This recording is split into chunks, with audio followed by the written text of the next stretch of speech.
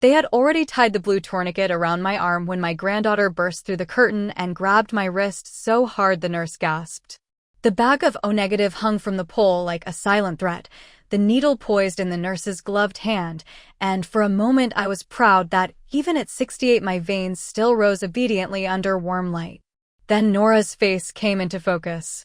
Her cheeks were streaked where she had wiped away tears with the back of her hand. She didn't say hello. She looked me straight in the eye, as if we were the same height, and whispered with a mouth that could barely hold the words, "Grandma, please don't let them take your blood. Mom isn't dying. They just need you sedated for 15 minutes to get you to sign the house." The nurse said my name the way people do when they want to rope you back to the polite world, "Mrs. Morton," but the sound slid off me. Nora was shaking, not from the cold of the pre-op room, but with a kind of rage I recognized from my own mirror, the rage that comes when someone makes a fool of you and expects you to thank them. She held up her phone, her thumb hovering over blue bubbles, and my daughter's words filled the screen. "When she's in the donor chair, we'll get the mobile notary in." Tessa had typed to a contact saved as Eric Starr. "She'll be woozy. Just 2 signatures. Deed and the chase thing." If anyone tells you that humiliation feels like heat, believe me, it also feels like a slow, bright cold. I tried to find the nurse's eyes, to anchor myself to something that wasn't my child's message, but the nurse had dipped her face toward her tray, a careful retreat. I was the dingy winter coat at a gala again, the wrong guest at a table I had paid for all my life. I took off my glasses because the room was tilting, and the nurse, to her credit, pulled the tourniquet loose with a quiet snap and set it down. I should tell you I raised 2 children by myself in Cleveland Heights, in a brick duplex with flaking paint and a porch swing that lost its voice in the snow. I worked 3 decades at Fairfax Elementary as the school secretary who knew which 3rd graders were trying to fake stomachaches and which ones had genuine headaches because the classroom lights hummed too loud. I know how to keep a copy machine alive with a breath and a prayer. I have a pension that fits like a careful shoe, not too tight if I wear it indoors. I am liked by the ladies at the farmer's market, and I am lectured by my cardiologist for forgetting my statins when the grandkids stay over. I am ordinary in the particular way of women who remember every dentist appointment and forget their own birthdays. Most days that used to feel like a good life. I also know the way shame works in a family. It's like a small dog that's been overfed, always begging under the table because you keep slipping it scraps. It grows, and people laugh, and then one day it bites you, and everyone pretends it was your fault for wearing soft shoes. Tessa said she needed a matched donor. I heard my own voice say to the floor. The hospital called me yesterday afternoon. They said she'd lost too much blood. That's what she told me to tell you. She told me to cry, Nora said, and she was crying, but with that tight clench that makes each tear a decision. Grandma, please. I found this by accident, I swear. Eric was stupid. He left his laptop open, and when I looked for the Netflix password, the messages popped up. Mom said they needed you here because 2 witnesses have to watch a deed, and hospitals are easier. The nurse, who had been arranging gauze with the thoughtful care of someone folding a flag in a strong wind, lifted her head. She was young, maybe 30, with a clean ponytail and that brisk kindness I've always admired in hospital staff. Let me get the charge, nurse, she said, and slipped out. Nora sat on the narrow bed next to me, knees touching mine. She had her mother's green eyes, but none of her practiced gloss. I could smell her shampoo, fake coconut, and something expensive Tessa must have bought when she thought someone was watching. I had taught Nora to check the expiration date on milk, to keep her bus pass in the inner pocket of her backpack. I had not taught her how to untangle something like this. I want to tell you I suspected something before that moment, that a wise woman can smell a lie the way we smell burnt toast. But the truth is uglier and quieter. I had noticed the small things that I had smoothed over as unimportant. A cashier calling me, saying my debit card had been declined because the PIN was wrong. Tessa sitting a little too close when she helped me set up my new phone, the way her arm shielded the screen from the light like a mother bird's wing. An envelope from the county recorder's office that I tucked with the pizza menus because my eyes were tired and dinner wasn't going to make itself. That envelope, by the way, would turn out to be the first seed that grew into the rope they tried to pull around my neck. Mom said if you love her you'll do this. Nora went on. She said you'd be dramatic because you think everything is about you, but all this is a simple donation and a little paperwork. She said you're getting forgetful anyway, and it was time to streamline things. Forgetful. The dog under the table wagged its tail. My late husband, Frank, suffered 2 winters of forgetting before his heart forgot to beat. We never called it what the doctor wrote down because it felt like giving the disease an engraved invitation. We did the work. I labeled drawers. I let him call me his sister when he couldn't find my name. And when I lost him I became, to my children, the woman at the end of the hallway in a cardigan who needed help remembering passwords and watering plants. It was easy enough to let them think that. It made them kinder to me, or at least it made them believe they were being kind. The curtain swished back. The charge nurse was older, with the kind of eyes that have seen holiday shifts and fights in waiting rooms and actual catastrophes. She introduced herself, then did something I still respect. She stood so she was on my side of the bed. Mrs. Morton, she said, your granddaughter is upset, and I need to understand why. We're not going to start anything until we do. Do you have someone who can come and be with you? Tessa, I said automatically, and then the irony made me laugh, a thin sound that wasn't my voice. Well, she's in surgery B. Or so they tell me. The nurse nodded slowly. The lab typed the recipient's blood. She's AB positive. Anyone can donate to AB. The family connection is nice, but not necessary. If you want to stop, we stop. Sometimes you learn the rules of a world in a single sentence. Anyone can donate to AB. It turned the word only into a lie. It turned urgency into theater. It turned my daughter into someone who had used a hospital to build a stage for a signature. I'm stopping, I said, and the breath that left me had a little of my old whistle in it. I'm not going anywhere until I speak to someone with a badge and a clipboard and a last name I can look up. Nora covered her face with her hands and let herself cry properly for 3 seconds, the kind of short, ugly cry you do when you are tougher than your mother thinks. Then she took her hands down and looked at me. I took photos, she said. I emailed them to myself. Every family has a lawyer they call when a cousin gets into a car accident or a neighbor complains about a fence. Ours is Mr. Patel, who lives 2 houses down and runs a small practice over the Indian grocery on Taylor Road. He has seen me on my knees pulling dandelions, and he has seen me in church on Easter with a hat too big for my head. He also, 3 months earlier, had knocked on my door with a registered letter and a polite frown because the county recorder's office had logged a transfer on death designation affidavit for my house, naming, as beneficiary, one Tessa Morton. I had signed no such thing. At the time I had called Tessa, who had laughed on speakerphone and said, "For heaven's sake, Mom, that's what good daughters do. It saves probate. Everybody does it."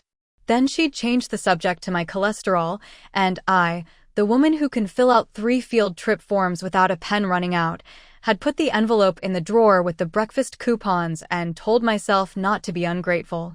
Mr. Patel had told me to come by when I had a free afternoon. I never did. This is how good women lose what they own, not with one signature, but with 100 small surrenders to the idea that peace is the same as trust. The charge nurse let us use the tiny office between the donor rooms, the one with the sink and the poster reminding staff to collect patients' belongings in clear bags. She shut the door and stood with her arms folded while Nora swiped through screenshots. My daughter's texts had the rough edges worn off from being scrubbed by autocorrect, but you could still see the teeth. The chase thing was the beneficiary designation on my savings accounts, which 2 weeks earlier had mysteriously begun sending alerts to an email that wasn't mine. The deed was a new transfer on death affidavit prepared by a mobile notary named Gaines. And sedated was what they hoped I would be, grateful and soft enough to agree with anything. I felt the old muscles in me wake up, the part of me that used to tell new teachers how to keep 12 angry parents in one cafeteria without a fight, the part of me that could smell a forged absence excuse from 3 doors down. Quietly, so the rage wouldn't shake my voice, I asked the nurse for my things. I put on my shoes. I called Mr. Patel. I swore at myself for months of softness, then forgave myself because softness is how grandmothers keep families from splitting down the middle. We all have our habits. Tessa's habit was taking. Mine was smoothing. They had fit together for years like a bad luck. Grandma, Nora said when Mr. Patel picked up and promised to meet us in the lobby in 20 minutes, there's more. New facts have a sound when they arrive. It's like a fork dropped a little too hard. I reached for the chair behind me before I heard the words. Nora swiped again into photos. This time it wasn't a text. Eric made me scan these. He said I should learn to be useful. Her voice snagged on that word. There's a durable power of attorney he printed with your name. It's undated. And there's a healthcare proxy. The witness signatures are blank. Mom told me to practice your signature on scratch paper. My left hand went cold. I have always signed my name with a tiny flourish on the T, something my own mother taught me with a pencil that had no eraser. It's not beauty, it's a habit of survival. We leave marks to find our way back. The idea of my daughter, my little girl who used to sleep on my chest after nightmares because the fan made shadows on her ceiling, telling her kid to copy that stroke for practice. There are things anger won't let you say in a public building. I nodded because if I didn't, I might not be able to stand. Thank you for telling me, I said. You were brave. Nora shook her head hard. I was stupid. I saw things weeks ago and I convinced myself it wasn't what it looked like. She said it was for you. For your comfort. She said you were getting childlike. I'm sorry, Grandma. Don't apologize, I said. We are done apologizing today. Mr. Patel arrived smelling like cumin and autumn air. He listens the way principals used to listen to me when there was a kind of trouble you can't put in the attendance book. He asked permission to look at the photos, read the text twice, and then he smiled, not happily but with the satisfaction of a man who recognizes a game at last. The good news, he said, is that the hospital has not a single thing to do with your property. The bad news is they are trying to use the hospital's authority as a prop. We will not give them that show. He made 3 calls. One to security, asking them to note any attempt to bring in a notary to a non-hospital matter in the donor area. One to a cousin at the county recorder's office, asking them to flag any instrument submitted with my parcel number in the next 72 hours. And one to a banker he knew at Chase, asking them to put a temporary hold on beneficiary changes, citing suspected fraud. He used my phone, with my voice on speaker consenting to each thing. He moved quickly, but calmly, as if he were passing potatoes along a row. The charge nurse lingered in the doorway. Do you want me to have someone check on your daughter? She asked, and if she meant the sentence both ways, I chose the kinder one. Yes, I said. And if there's any way to know what room she's in and whether she's really, in fact, bleeding half to death, I'd like to hear it. She returned 10 minutes later with a printout and a face set carefully in the shape of neutrality. Your daughter is in pre-op, she said. Her hemoglobin is low, but she's stable. Her partner is with her. Her eyes flicked to Nora at partner, a small kindness, because people forget that children hear the sticky parts of adult words. Thank you, I said. I will not be donating today. Understood, she said, and placed a little orange sticker on the chart as if she were closing a book. We walked out past the gift shop. Someone had filled a display with plush bears wearing t-shirts that said, I'm a survivor. I had to laugh again, but it caught in my throat. The hallway smelled like lemon cleaner and coffee that had burned on a hot plate. In the lobby, Mr. Patel steered us toward a cluster of chairs that everyone avoids because they're near the automatic door and Cleveland wind never fully learns manners. He put his briefcase on his lap. Mrs. Morton, forgive me for asking the next question plainly. Do you have reason to believe your daughter has accessed your email, your bank accounts, or your phone without your knowledge? The dog under the table lifted its head. I thought about the new phone, the way Tessa had clucked and said I was helpless with technology, the way she had typed in the Wi-Fi password as if she was saving me trouble. I thought about the call from the bank where a woman with a painted-on smile had asked if I'd requested to remove paper statements and I'd said no, and she had thanked me with a shrug in her voice and hung up without answering my next question. I thought about the envelope from the county recorder and my refusal to be a nuisance. Yes, I said, because sometimes the way forward is a single true thing. Yes, I do. Mr. Patel nodded once. Then we will start with a new email, a credit freeze, and a police report. We will do this today. We will do it slowly, and we will do it properly. This is not just about keeping your house. This is about insisting that the story these two are telling about you is false. I looked down at my hands. They looked like my mother's, the knuckles a little knobby, the veins arguing with the skin. It is possible to love people and still refuse them the keys to your life. Before we could stand, my phone buzzed. It was a text from Tessa. Where are you? They need you in pre-op. Don't be selfish, mother. I showed the phone to Mr. Patel and to Nora, who made a small sound like metal hitting tile. We stood. The automatic door opened as if bowing us out. Snow was starting, tiny needles that stung in the wind. Mr. Patel put his hand on my elbow. I assume you do not want to see your daughter right now, he said gently. But before we go to the bank, I need you to look at something. He reached into his briefcase and took out a folded letter. The county seal was on the top. He unfolded it, and there was my parcel number, my address, and a note in a font that didn't know how big its news was. Mrs. Morton, he said, 2 days ago someone tried to file a lien against your house using a debt that doesn't belong to you. I asked the clerk to hold it for review. I was going to bring it by after dinner tonight. Nora's hand found mine again and pressed so hard I could feel her pulse against my palm. The letter had a name on it in the tiny print where only people with patience ever read. Eric's last name. A company none of us had heard of. An amount that looked like the cost of a car, not a house, but enough to open a door if the right person looked away. I folded the letter back along its creases and handed it to Mr. Patel. My ears were hot despite the cold. Okay, I said, and when I heard my voice it had that squared-off edge I used when the principal and I had to deal with a parent who thought the rules were for other people. Then we are going to start making noise. And then, from behind us, a voice I knew too well floated through the lobby, sweet and exasperated and made of sugar that had broken on the pan. There you are, mother. You wander like a toddler. Sign what they need so I can get well. Mr. Patel turned slowly. I turned slowly. Nora stood very still. Tessa stood with her winter coat open, hospital wristband flashing like jewelry, and Eric hovering at her shoulder ready to speak for her if needed. She had never looked more like my little girl. She had never looked less like her. Hello, Tessa, I said.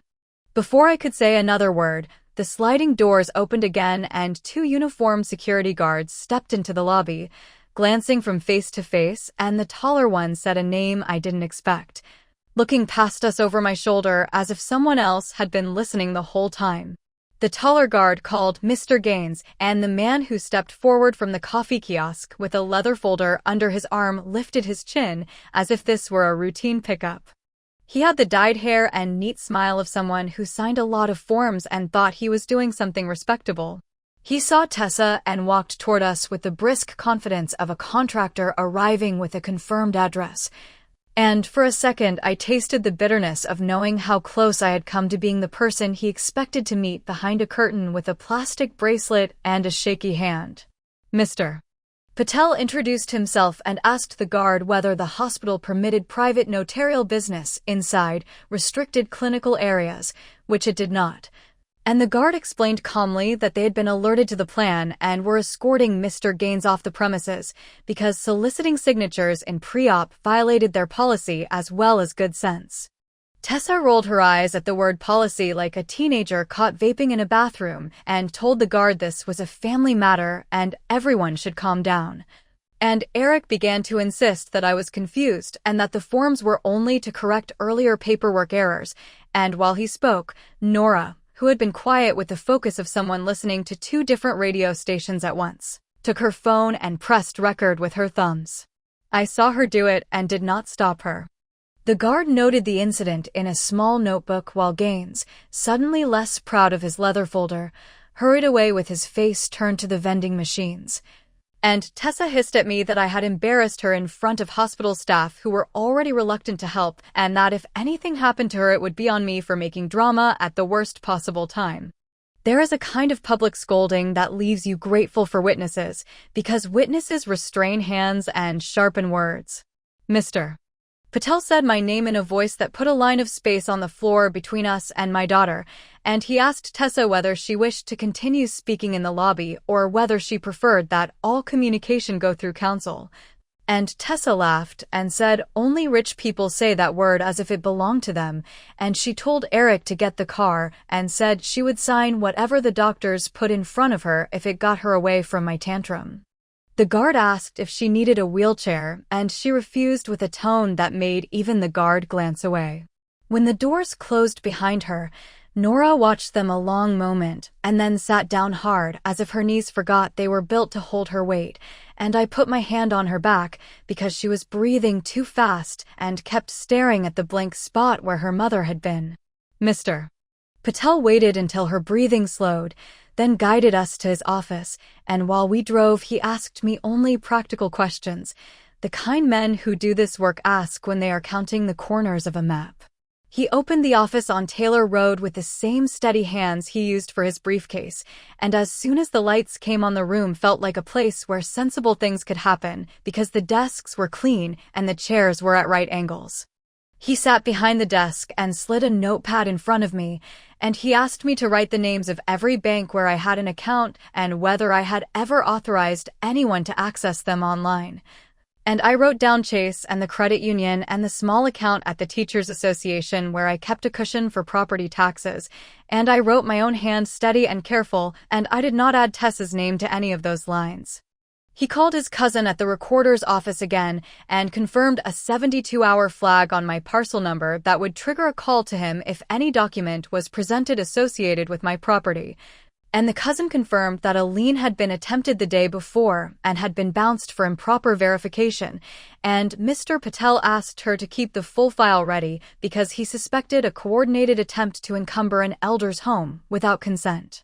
He used that word elder with the same neutral tone he used for parcel, and it was oddly helpful because it put a fence around the situation that was bigger than a family squabble and smaller than a tragedy.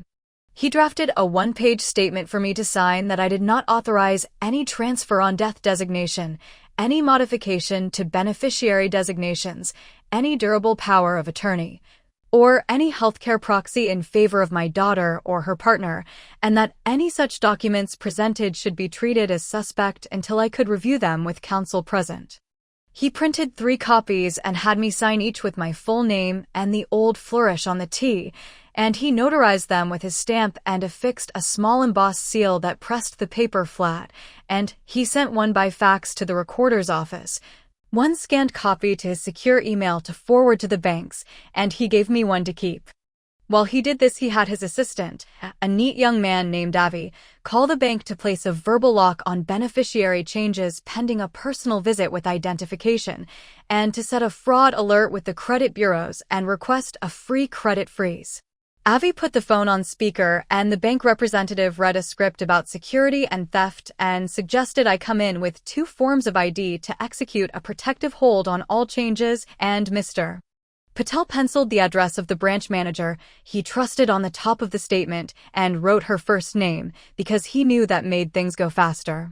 The calls took an hour and the paperwork took another 30 minutes, and with each document I felt a layer of fog clear that I had not realized had settled on me over the past year. The fog made of small indulgences other people take when they believe you will not object. When the calls were done and the messages were sent, he leaned back and looked at Nora with the same considering kindness he had extended to me, and he asked if she was safe at home, and she hesitated. And that pause told me more than any sentence could have because it contained all the nights she spent with headphones on to drown out her mother and Eric's arguments, and all the mornings she left early to be anywhere else. She said she could stay with a friend, and he asked whether the friend's parents would be comfortable with that, and she nodded, and Mr. Patel moved on because he understood that pushing on that point would embarrass her when she had already had to show us so much. We went together to the Chase branch on Cedar, where the manager, a practical woman named Ms. Delgado with an efficient haircut and a knit sweater under her blazer, read the fax Mr. Patel had sent, checked my identification carefully without being rude, and pulled up my accounts on her screen while I watched the reflection of the numbers in her glasses. She told me there had been an attempt to change my email address 3 weeks ago, that it had been confirmed by a code sent to a phone number ending in digits I did not recognize, and that because the code had been entered correctly, the change had gone through until it was reversed by her colleague 10 minutes earlier at Mr. Patel's request. She explained without condescension that beneficiary designations on individual accounts do not allow anyone to withdraw funds while I am alive, but that they control what happens instantly when I die. And that people misuse this tool to try to leapfrog wills and probate, and she printed the current designations for me to review and had me initial each line where she wrote "No change, owner present."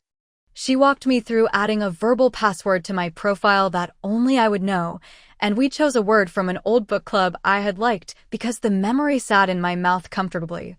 And she put a note in red that any requests for online banking resets must take place in person with ID due to suspected third-party interference.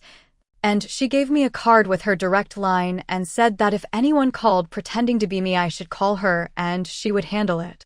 At the credit union, the process repeated with fewer bells and less polish, but with the same result, and I signed a revocation of a power of attorney they discovered had been added to the file but not activated, with my name spelled correctly but an address that was not mine and a witness signature in a hand too tidy for the homes on our street, and the manager there, who had known me for 20 years and remembered my Christmas cookies, apologized for not catching it when it came in by mail and promised to report it as suspicious to their compliance officer.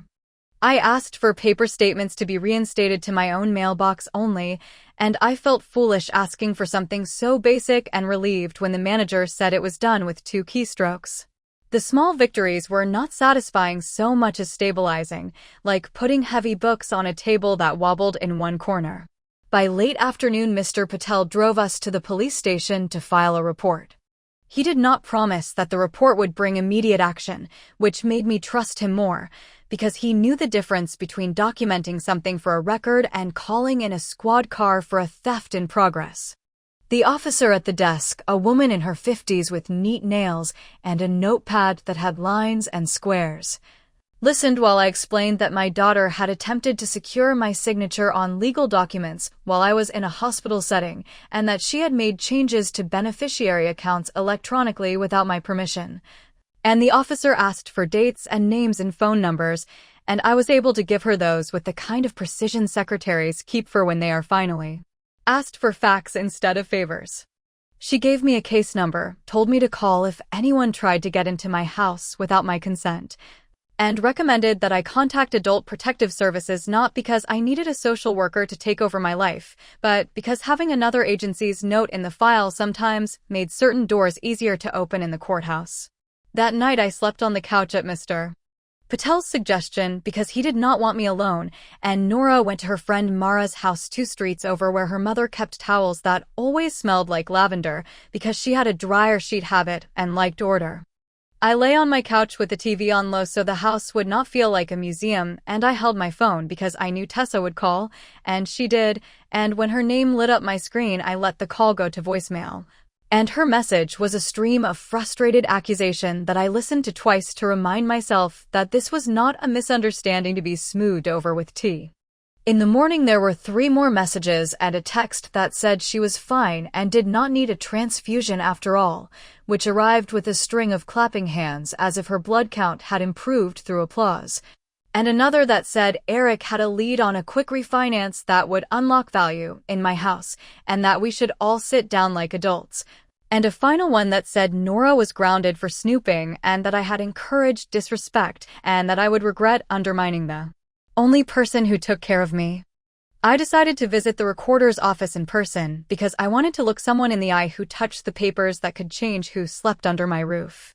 Mr. Patel's cousin met us at a side door and brought us to a desk where a stack of manila folders waited, and she showed me the attempted lien that had Eric's surname and a business name that did not have a website, only a P.O. box and a phone number that rang to a voicemail that was full. The amount was tied to a supposed home improvement project that had never happened, and the invoice number was out of sequence for the county, and she told me that these scams came in waves and most were caught by the clerks. But some slipped through when everyone was tired and the forms looked just right. She pulled up the transfer on death affidavit filed 3 months earlier with my parcel number and my printed name, but a signature that looked like mine at a slant.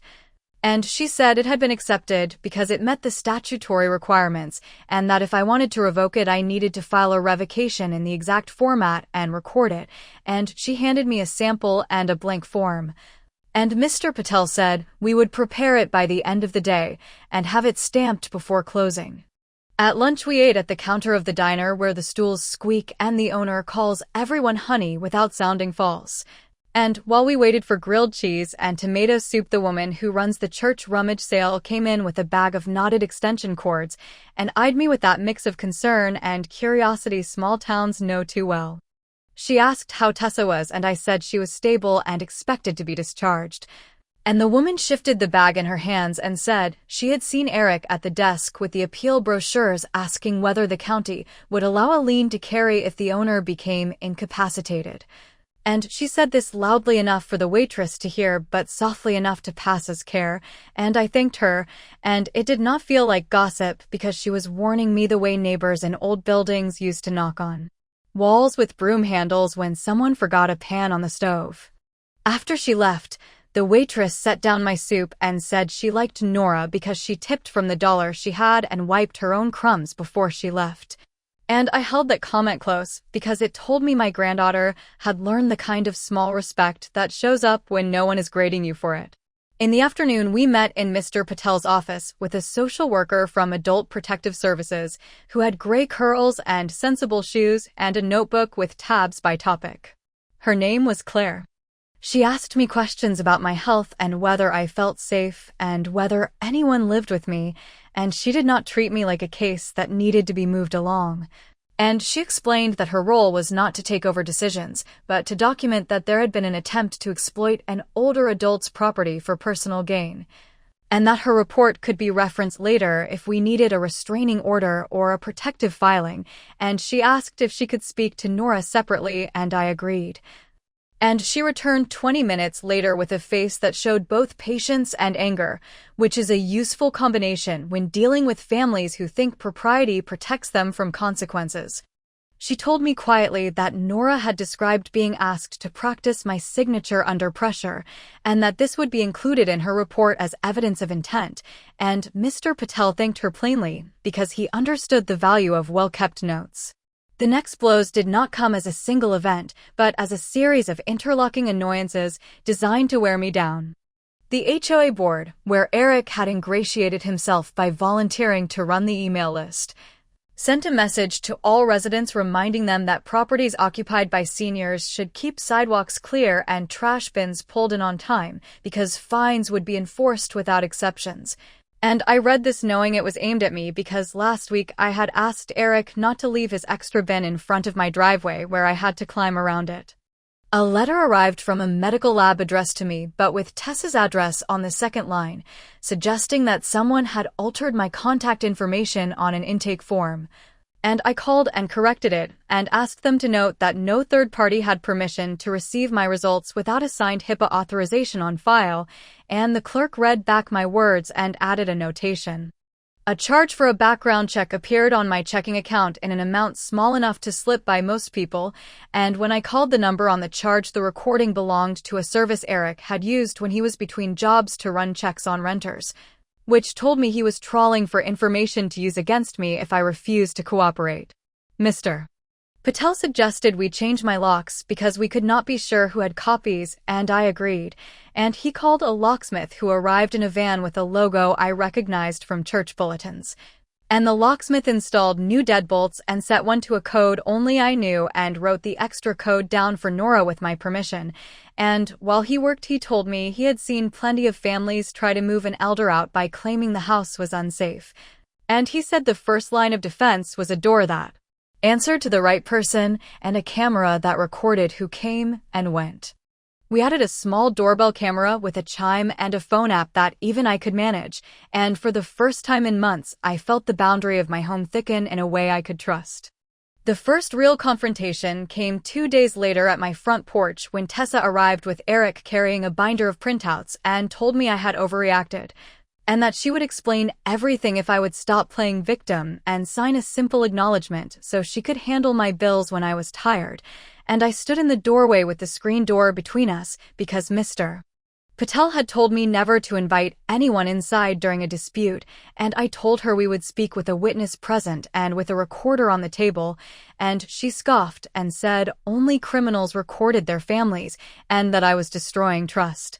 And I told her trust had bones and they cracked when people stood on them, and she rolled her eyes and told Eric to show me the spreadsheet he had made of my monthly expenses, including estimates for lawn care and snow removal and home insurance.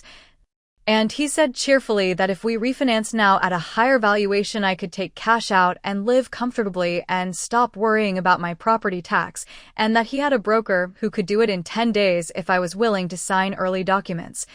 And I looked at the spreadsheet and saw that he had inflated the lawn care and forgotten to include my pension income, and that he had added a management fee of 2% to be paid to Family Services, LLC, which I suspected did not yet exist, but soon would with his name on it.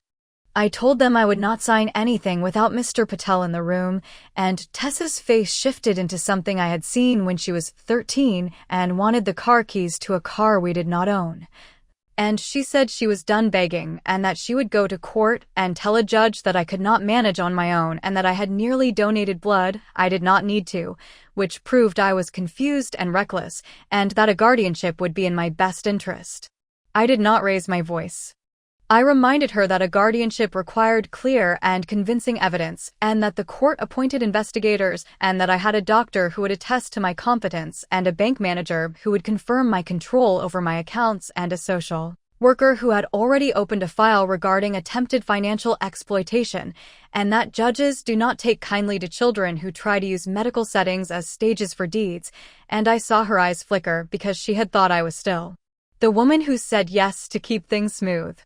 She told me to enjoy being stubborn and that when I fell on the stairs I should remember this conversation. I told her she could leave, and she went down the steps with Eric on her heels muttering about investors and timelines, and I waited until their car turned the corner before I let my jaw unclench. That evening a certified letter arrived with a return receipt sticker on the back, as if it were bringing something heavy, and inside was a notice from a law office I did not recognize stating that a petition for a temporary restraining order preventing me from wasting assets had been prepared and would be filed if I continued to interfere with efforts to secure my property and financial future, and attached was a draft of a petition for emergency guardianship claiming I was subject to undue influence by an unnamed neighbor who was seeking fees, which I recognized as an attempt to smear Mr. Patel by implication. I read the packet twice and noticed that the space for the petitioner's signature was blank, which meant they had not filed it yet, and that the affidavit describing my supposed confusion referenced facts that could only have been taken from my medical portal, including dates of benign tests, which meant my daughter had accessed information she had no right to see. I put the packet back in the envelope and set it on the table and called Mr. Patel with my voice steady.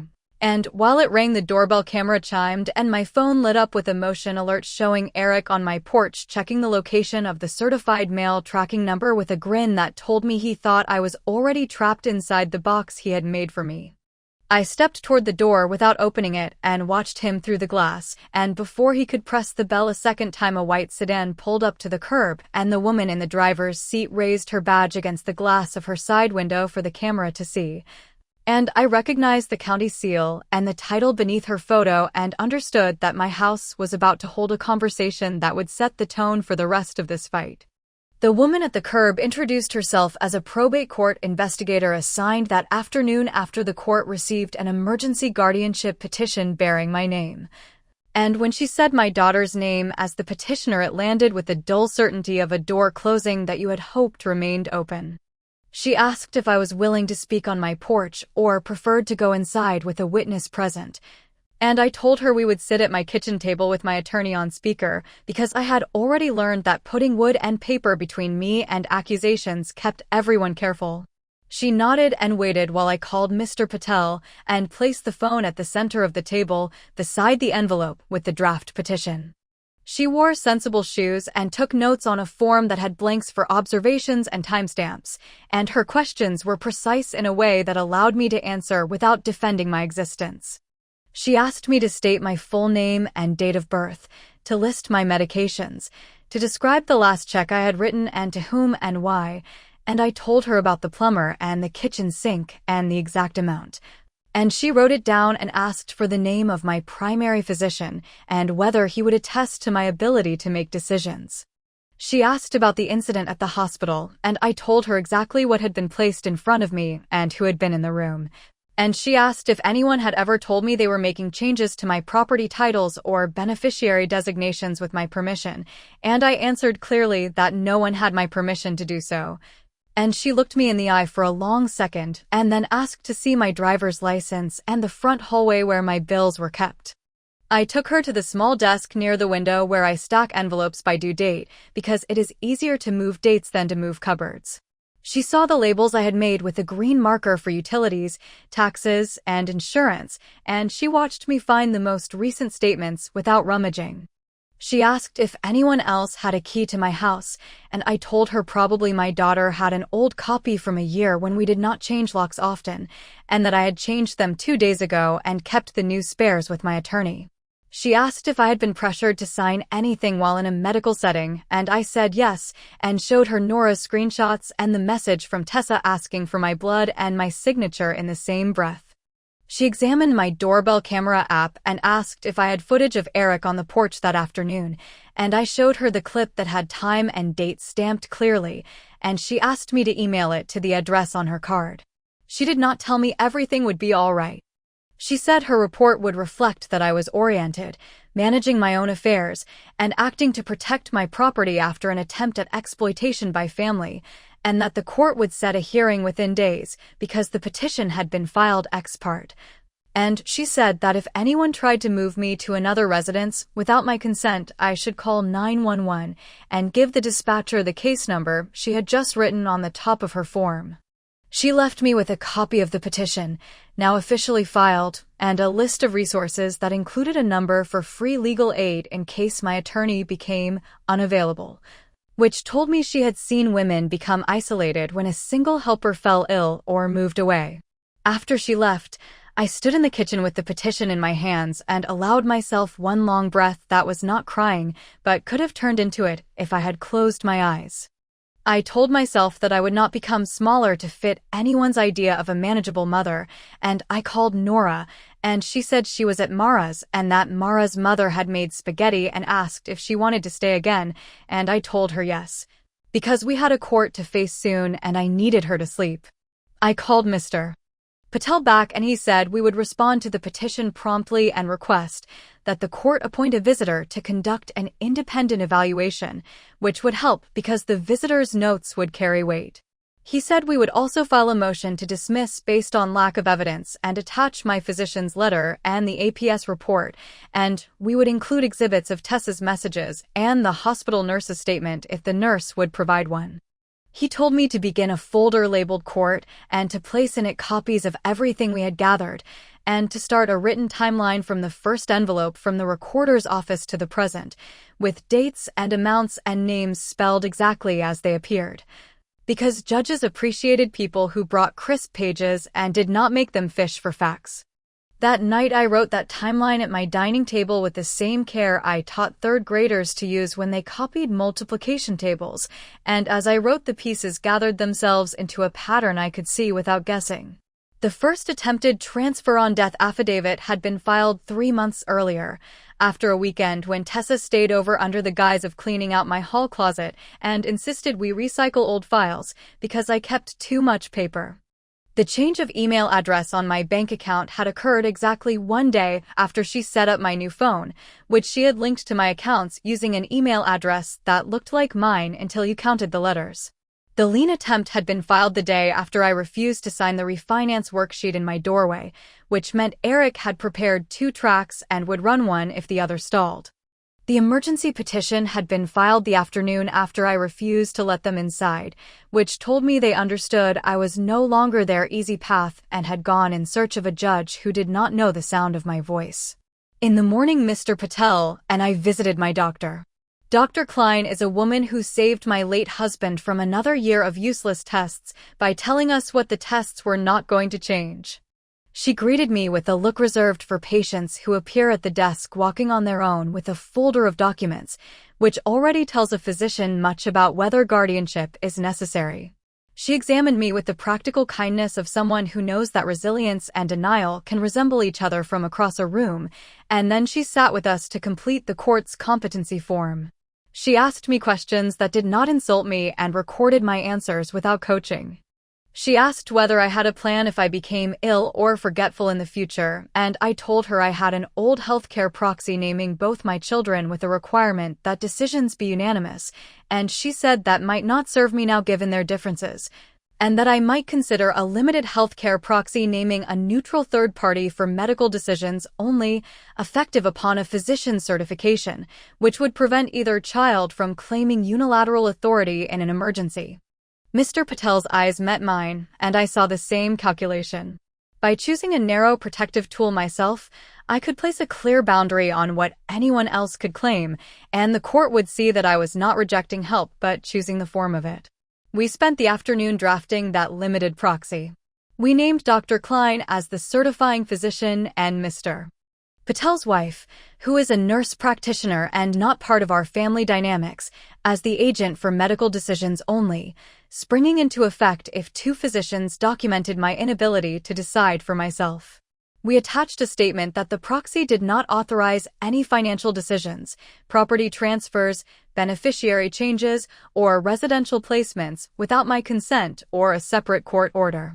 We signed it with proper witnesses and had it notarized. It felt like placing a lock on a door that had been kept closed only by good manners. We also prepared a revocation of any transfer on death designations previously filed without my authorization and a fresh will naming both of my children as equal heirs, but with a trust that would prevent any forced sale of my house for a defined period after my death so that Nora and my grandson Leo could live in it if they needed to, under the supervision of a trustee chosen by me. I did not do this to punish Tessa, but to make sure my love could not be converted to cash in a hurry by anyone with a folder and a smooth voice. I phoned the hospital's Health Information Management Department and requested the access logs for my online patient portal for the last 90 days, and the clerk explained that under federal law I could obtain an audit report showing dates and IP addresses of access, and I requested it in writing and sent a scan of my ID, and I asked if they could also document any proxy access set up for me, and they said there appeared to be none on file but the audit would confirm. I called the Notary Licensing Board and filed a complaint against Mr. Gaines for attempting to conduct business in a hospital setting without a clear separation from medical consent, and for planning to notarize a deed for someone who had not booked his services themselves, and they told me they would investigate, and that while not all of this violated statute, the ethics office would review the circumstances and speak to him. I called MS. Delgado at the bank and asked for login attempt logs and any recorded calls requesting changes to my profile, and she said they could not provide raw logs for security reasons, but they would produce a letter for the court summarizing changes made, the devices used, and the phone numbers that received confirmation codes, which would tell a story without exposing systems. I visited the county recorder again and filed the revocation of the transfer on death designation and watched the clerk stamp the date and time with a satisfying thump that put my name back atop my own parcel with a clarity that did not rely on anyone's goodwill. The next blow was a letter from a different law office, this one representing my son, Mark. He lives in Columbus and visits less often than I would like, but calls on Sundays. His letter was respectful in tone and said he had been contacted by Tessa with concerns about my welfare and about potential manipulation by neighbors, and that he could not ignore a sister's alarm, and that he was seeking clarity before he chose a side in a dispute he did not fully understand. I read that letter twice and felt the familiar ache of being the reason your children battle in a way you never wanted, and I called him immediately and asked him to come up that weekend so we could talk without anyone else in the room, and he said he would. And he sounded tired in a way that told me he had been pulled by arguments he did not start. I sent him the court papers and my doctor's letter and a copy of the limited proxy and asked him to read them before he drove, and he said he would do that on the bus while someone else watched the road. While I waited for the court date, I continued to gather. I ordered a credit report from all 3 bureaus and reviewed them line by line with Avi and Mr. Patel's office, and we found 2 inquiries from lenders I had never contacted. One on a date I could place as the afternoon I was at the dentist when Tessa had insisted on picking up Nora from school and had my house to herself for an hour. We flagged them as unauthorized. I checked my homeowner's insurance policy and removed Tessa and Eric as additional contacts, which should never have been there, but somehow had appeared months earlier, and the agent apologized and confirmed that only I had authority to make a claim. I added a rider to cover legal expenses up to a small limit for disputes arising from fraud because the agent suggested it, and I had the spare room in my budget to pay for the small increase in premium. I went to the post office and placed a hold on my mail pickup authorization so only I could sign for packages with a driver's license present, a small step that blocked one of the many ways people insert themselves into someone else's paperwork. A week into this work, the first twist arrived without fanfare.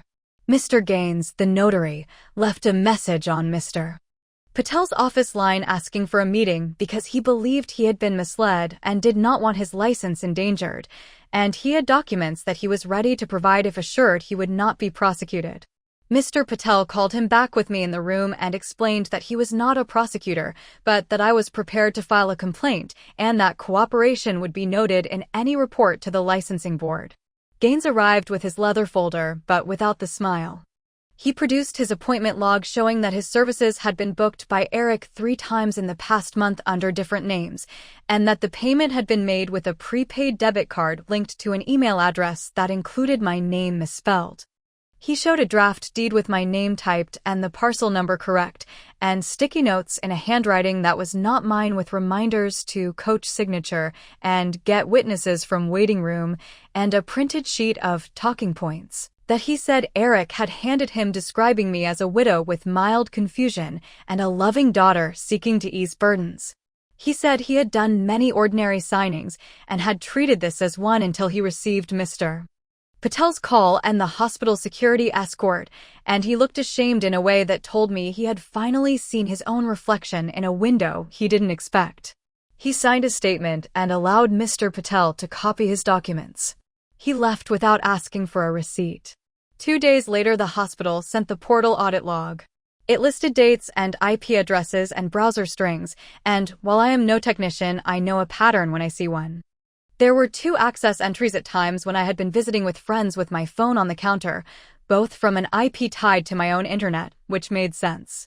There were 4 entries at times when I had been at the library or at church and my phone had been in my purse, from an IP address that a simple reverse lookup showed belonged to an internet provider serving 3 buildings, including the one where Eric's friend runs a small marketing firm.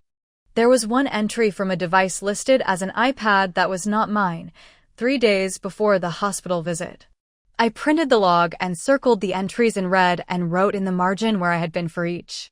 I called the Health Information Office and asked them to add a note that any proxy access requests must be made in person with 2 forms of ID and that no one was authorized to view my portal without me in the room. The clerk added it while I was on the phone. I asked the charge nurse from the transfusion unit if she would provide a short summary of the events in the donor room and the lobby, and she said she could write a factual statement without opinions. And 2 days later, a letter arrived stating that I had declined to donate, that no donation had occurred, that a notary had been escorted from the unit at the request of counsel, and that all clinical decisions regarding my daughter's care had been made independently by medical staff without reference to my presence. The second twist came from a direction I had not expected. The HOA treasurer, a quiet man named Phil who wears suspenders and counts every receipt twice, knocked on my door with a sheepish look and said he had received a proposal from Eric to provide administrative services to the HOA in exchange for a monthly fee, which would include handling communications and managing compliance notices, and that in his proposal Eric had attached a letter of reference listing me as a client who had benefited from his services, including a refinance and a reverse mortgage advisory no one had seen me undertake.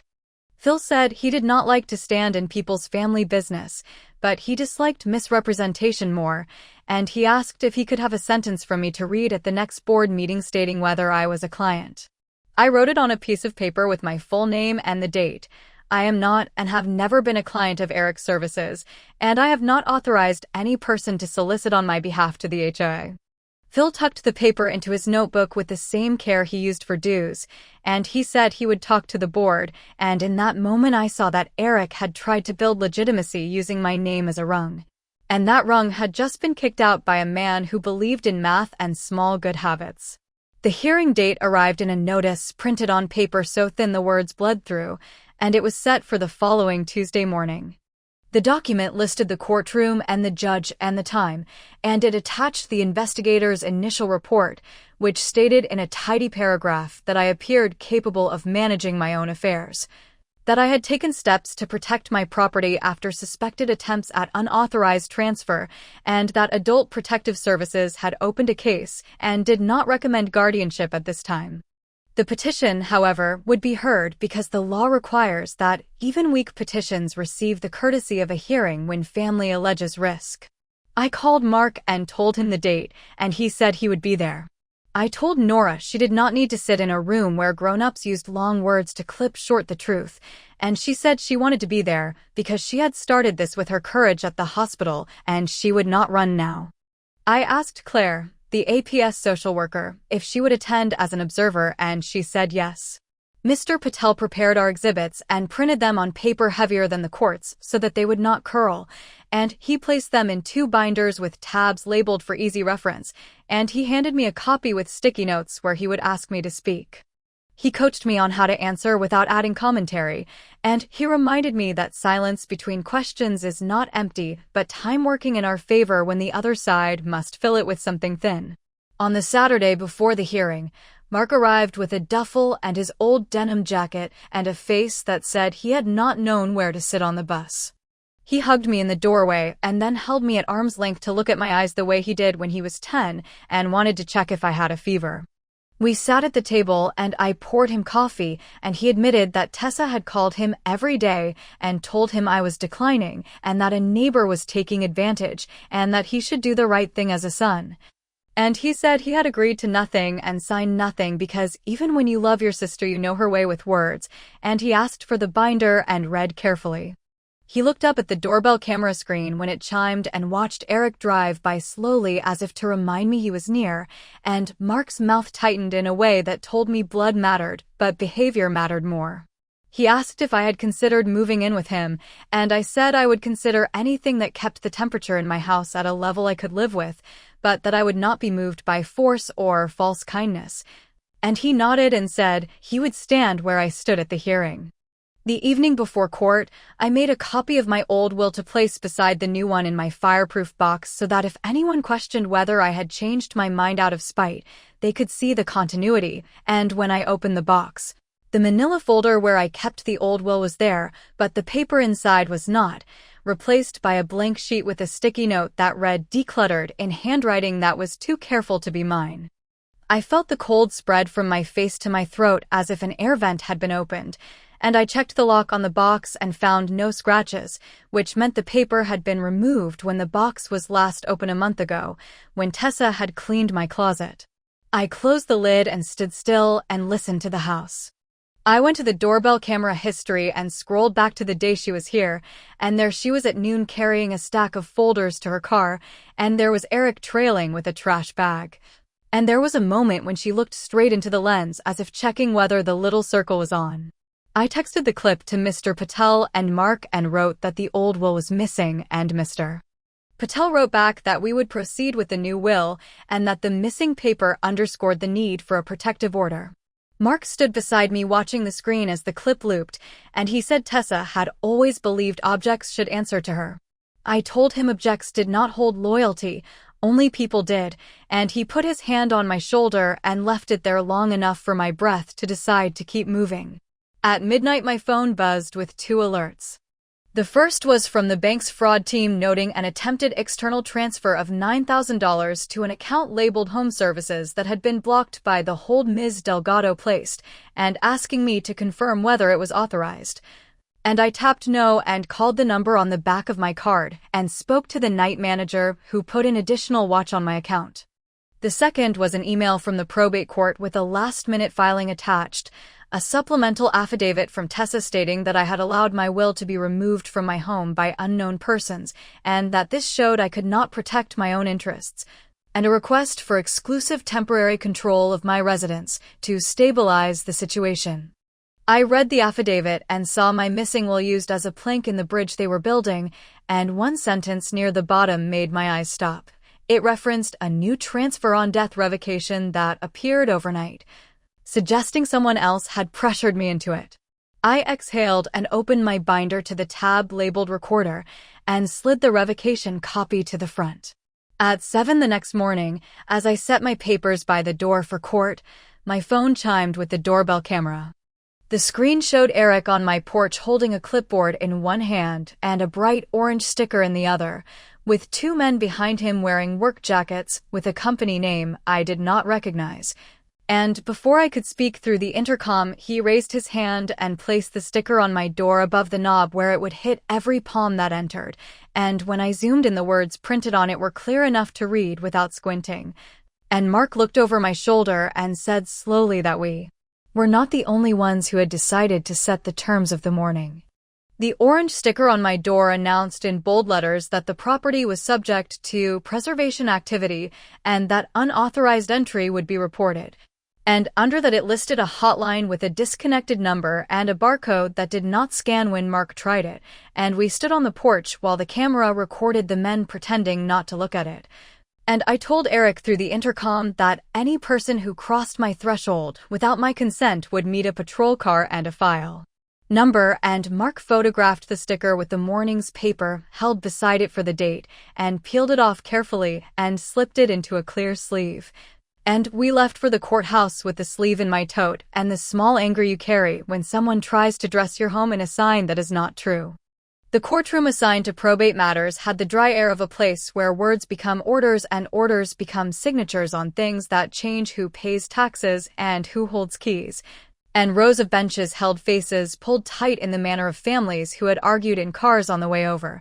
And the clerk called my case first because the petition had been filed on an emergency basis and the judge wanted to clear the docket of what could be handled with focus. Tessa sat at the petitioner's table in a navy dress with a scarf that did not suit her, the costume of a reasonable daughter, and beside her sat a lawyer I had not met. And behind them Eric looked small in a suit with the tag thread still on the sleeve, and two men I recognized from my porch leaned against the back wall as if courtrooms were rooms they only saw on television. Mr. Patel and I took our seats at the respondent's table, and Mark sat behind me 2 seats back because he said he wanted the judge to see he had come without being coached to sit close.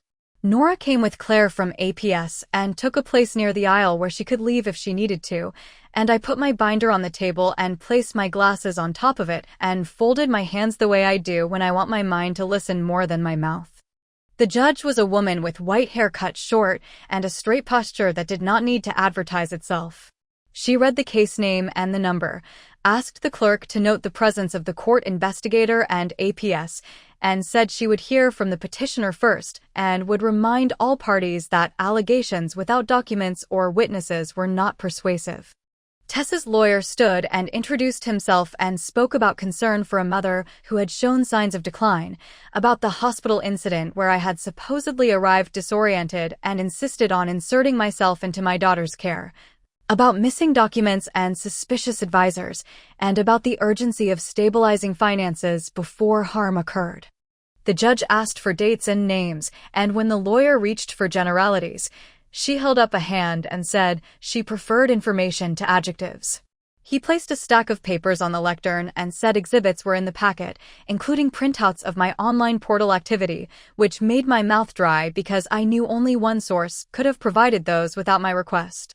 The judge asked who had obtained the portal data, and the lawyer said the family had access as proxies, and the judge asked for a copy of the proxy form with my signature authorizing access, and the lawyer admitted there was no formal proxy on file, only a family login shared in trust, and the judge made a note with a hard scratch that could be heard in the first row. Mr. Patel stood and said he would call me first. He asked me my name and age and address for the record and whether I understood why we were there, and I said I did and that I objected to the petition for guardianship. He asked if I was capable of managing my own affairs, and I said yes, and he asked how my bills were paid and by whom and whether I could describe the last 3 payments I had made, and I described them without looking at my notes. And he asked what steps I had taken after the hospital to protect my accounts, and I listed the bank holds, the credit freeze, the revocation of the transfer on death instrument, and the limited health care proxy I had elected. He asked if I had authorized anyone to change my beneficiary designations or to file liens, and I said I had not. He asked if anyone had attempted to secure signatures from me in a medical setting unrelated to medical consent, and I said yes, and described Mr. Gaines and the security escort, and Mr. Patel offered the charge nurse's letter, which the judge accepted. He asked if I had received a notice on my door that morning implying preservation activity, and I said yes and produced the sticker in its sleeve with the date photo, and he asked if I had ever defaulted on my mortgage or been in foreclosure, and I said no.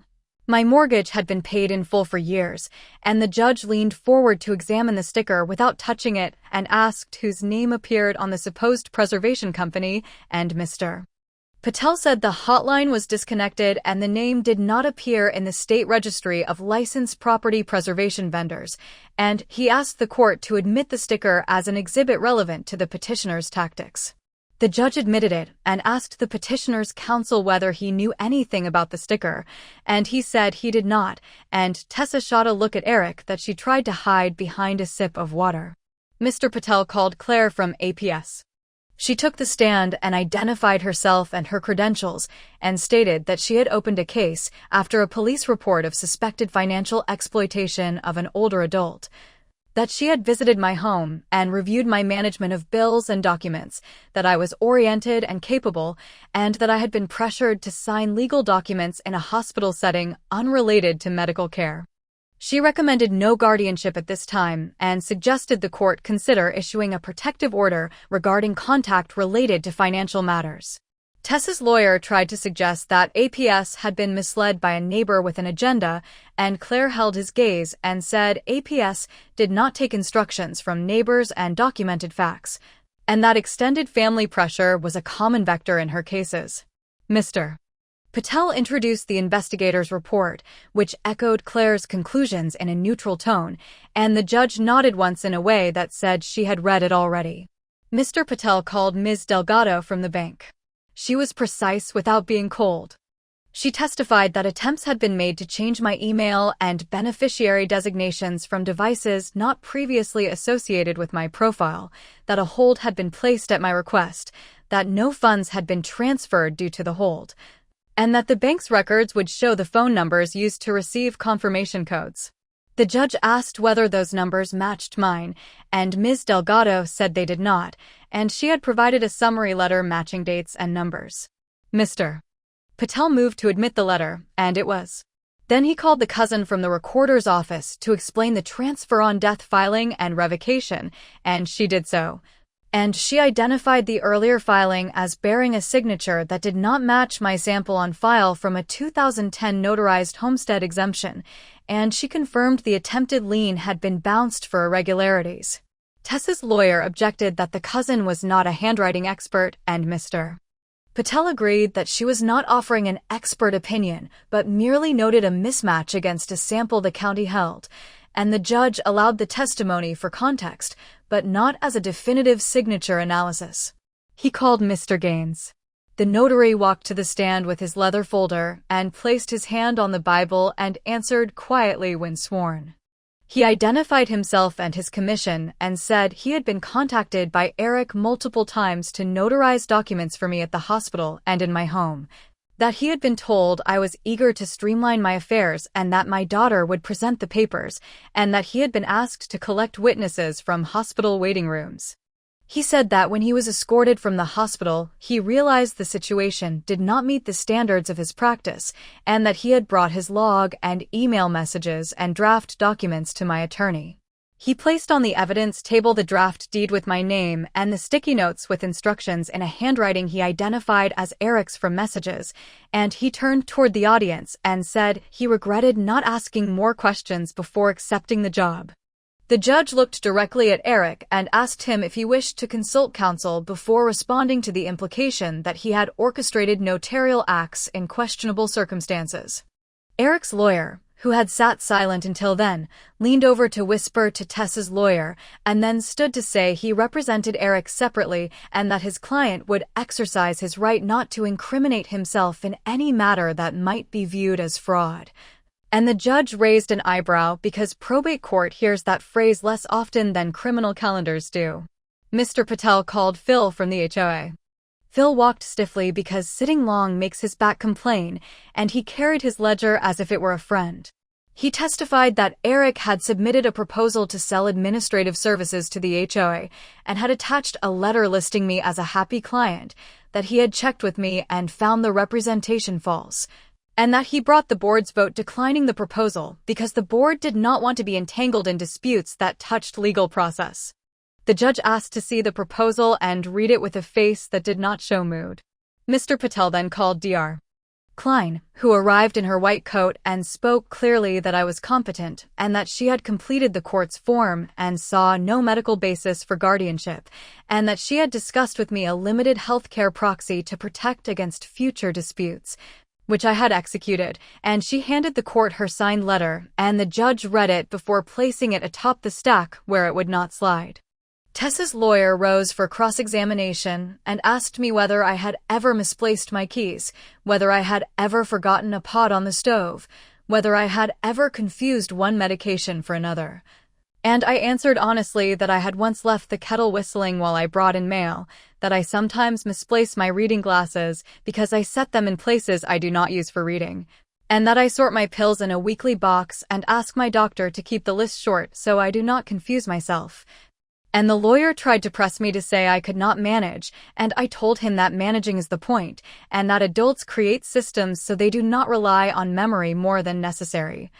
And I turned my eyes to the judge so she could see that I understood the logic of care. He asked if I had ever allowed my daughter to help with passwords, and I said she had offered under the guise of assistance, and had changed information without my permission, which is why I had gone to the bank to reset everything in person. He asked whether I had refused a simple signature to let my daughter pay my bills, and I said that simple signatures often carry layered consequences, and that the durable power proposed had included authority far beyond paying bills, including interests in real property and beneficiary changes, which I was not willing to grant. He called Nora to the stand. He tried to turn her into a disobedient child by asking whether she snooped through her mother's messages, and she said she had been asked to find a password and had seen messages on an open screen, and once she saw them she could not pretend not to know. And she looked at the judge and said she knew the difference between spying and protecting someone you love, and that she had recorded her mother at the hospital because she did not trust the situation, and she offered to play the audio if the judge wished. The judge allowed 30 seconds. Nora played the clip where Tessa whispered that I was stubborn and that sedation would make everything easier, and the judge stopped it after 20 seconds, which was enough to set the tone. The lawyer asked if I had influenced Nora, and Nora said I had not, and that if the adults had done their work cleanly she would have had nothing to record. Claire from APS placed a hand on Nora's shoulder as she left the stand, a small gesture that settled my breathing. Mr. Patel rose again and said he had one final witness. The court investigator stepped forward and glanced at the judge and then at me, and then said she had returned to the hospital after our meeting to ask for logs after hearing mention of a family proxy, and had confirmed that there had been no proxy, and that access had occurred from IP addresses not associated with my devices, and that her report had been amended with that information. She also said that while leaving the recorder's office, she had encountered a city code enforcement officer who mentioned that a resident had called that morning about a suspicious preservation sticker, and that the officer had checked the numbering and found it inconsistent with city inventory, and that the officer was present in the hallway if the court wished to hear briefly. The judge allowed the officer to step in for 3 minutes. He testified that the sticker on my door did not match the format used by licensed vendors in the county, that the hotline number belonged to a disconnected prepaid, and that placing such a sticker on an occupied property could constitute harassment. He said he could not speak to who placed it, but that the doorbell camera image I had provided helped him confirm the time and would be referred to the prosecutor if the resident wished, and I nodded because I did. The judge leaned back and looked at the stack of papers, and then she looked at Tessa, and then at me. She said guardianship is a grave remedy meant for people who cannot make or communicate decisions, and that the evidence before her did not show such incapacity. She denied the petition in full. She issued a temporary protective order prohibiting Tessa and Eric from presenting any documents for my signature without counsel present, from contacting my banks or medical providers, and from entering my property without invitation. And she set a review for 30 days with a directive that APS remain involved. She referred the matter of the sticker and the notarial conduct to the county prosecutor for review. She advised Tessa's counsel that further filings without factual support would risk sanctions and fees. She told me she recognized the pain of having these arguments in public and commended the steps I had taken to secure my affairs without shutting out future help. And then she looked at Mark and said the court encourages adult children to assist elders without taking their agency away, and Mark nodded with a face that had both relief and shame in it. The room did not breathe for a second. And then it did the way rooms do when orders are made. Tessa sat very still, her hand on her scarf, and Eric stared at the table, and the two men at the back shifted weight as if deciding whether to leave. The clerk handed me a copy of the order, and I put it in my binder and closed the cover gently. As we stood, the bailiff approached Eric and asked him to wait in the hall because a detective from the prosecutor's office wished to speak with him about a complaint forwarded from the recorder and the bank. And Eric smiled in a way that had no humor in it and said he would call his lawyer, and the bailiff said he could call from the hall, and Tessa turned to Mark and said quietly that he had chosen a side. And Mark looked at her without raising his voice and told her that he had chosen facts. I turned to leave and caught sight of the charge nurse from the hospital in the doorway, her hair still in that same practical ponytail, and she lifted a manila envelope as if to ask whether I wanted it now or later, and Mr.